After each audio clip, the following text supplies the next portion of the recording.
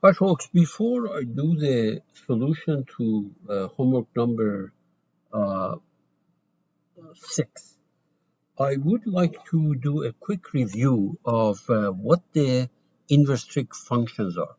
So this stuff was covered in your college algebra course. Therefore, I will only discuss the issues pertaining to the specifically inverse trig functions as opposed to general concepts of inverse functions. Okay, so first of all, when you write y equal to sine inverse of x, this means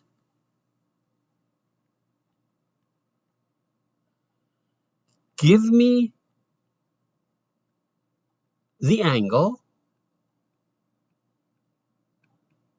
whose sine is x. Another way of saying this statement is that another way of saying this statement is sine of y equal to x. Give me this guy that when I take its sine, I get x. Okay, now first of all, when you write y equal to sine inverse of x, a couple of things that you should realize is that this does not mean y equal to 1 over sine of x. So let me cross this out. That is not what this thing means. It means exactly what I said. Okay? Now, the other thing is, let me get some more slides here. Okay. The other thing is that when you write y equal to sine inverse of x, first of all, x cannot be bigger than 1 or less than minus 1, because there is no way that sine of y, this means sine of y is equal to x. There is no way that sine of y is going to be, which is x, is going to be bigger than 1 or less than minus 1. The other thing is that because we don't want any ambiguity in the value of y, there are many angles y that sine of it is equal to x. To avoid that ambiguity, we insist that the angle that it spits out for sine at least to be between pi over 2 and minus pi over 2.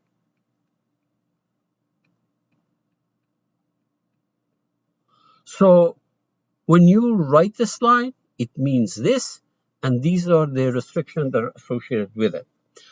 Now, incidentally, if you look at these, if you look at this, when you put these two together,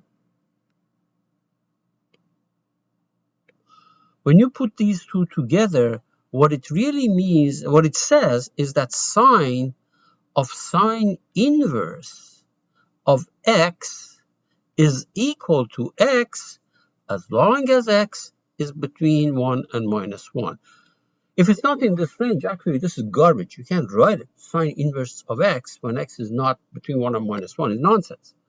And sine inverse of sine of x is equal to x as long as the let me write it like this. Actually, let me write it. Yeah, that's fine. As long as x is between pi over 2 and minus pi over 2. Okay. So all of these statements are equivalent, and the graph of this new function that we have created, the one that we just did, so y equal to sine inverse of x, looks like this. First of all, don't give me any x outside of +1 and -1 interval. And the angle that I'm going to spit out, or the calculator is going to spit out, is between pi over 2 and minus pi over 2. So the graph of that function looks like this. And don't be surprised if I told you that this is really the same as the graph of the sine function that you drew horizontally. But I don't want to get into that. Um, this is not an issue that we want to discuss here. Okay. All right. Let me do the same thing for cosine. So let me get some new slides.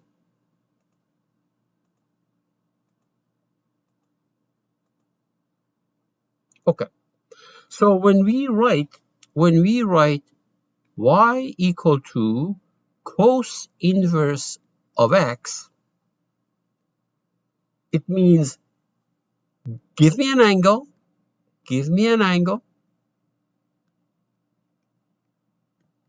whose cosine is x. Okay. Another way of saying the same thing in language of the language that of math is this means that cosine of y is x. Now, when you write these things, just like the case of sine inverse, first of all, there is no way that x can be outside of this range. There's no way that this makes sense, this bottom one makes sense when x is not in here.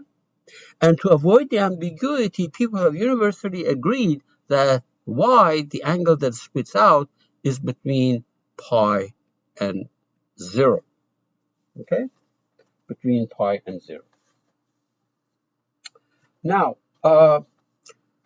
so similar to the expressions that I wrote here for sine and sine inverse, I have the same thing for cosine. So for example, you can write cosine of cosine inverse of x is equal to x as long as x is between 1 and minus 1. Otherwise, this is nonsense. And cos inverse of cos of x is equal to x, and we know that the x is between 0 and pi.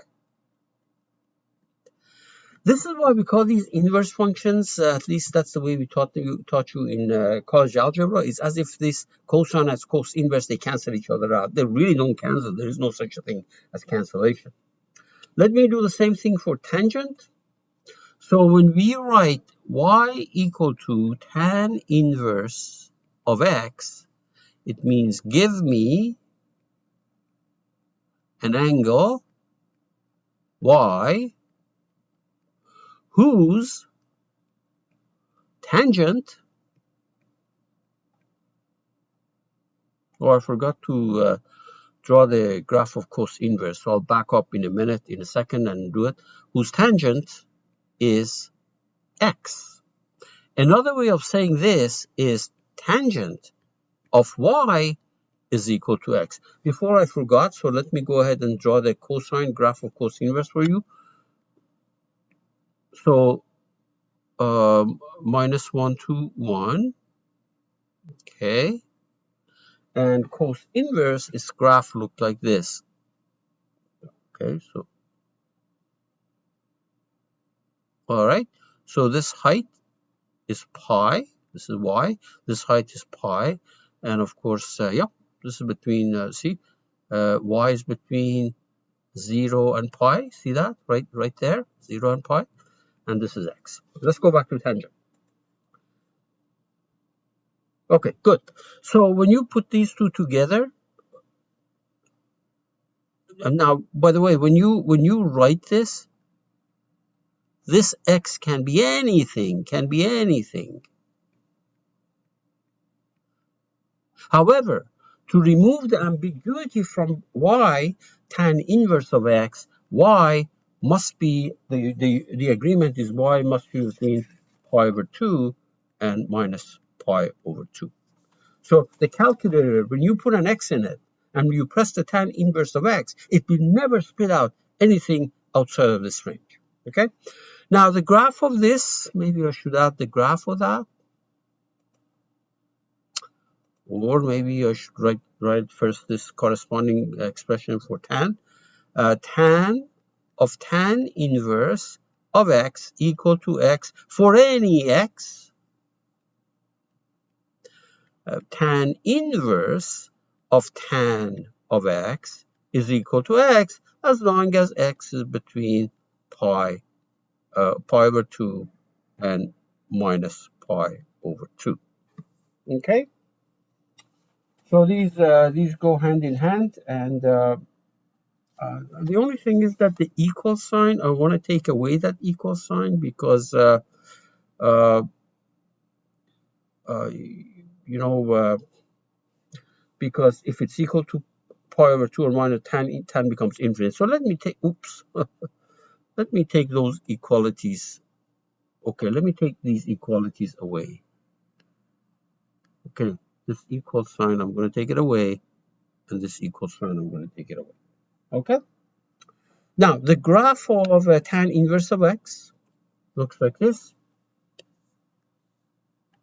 This is x, this is y. X can be anything, but y is going to be between pi over 2 and minus pi over 2, and it will never reaches those two lines.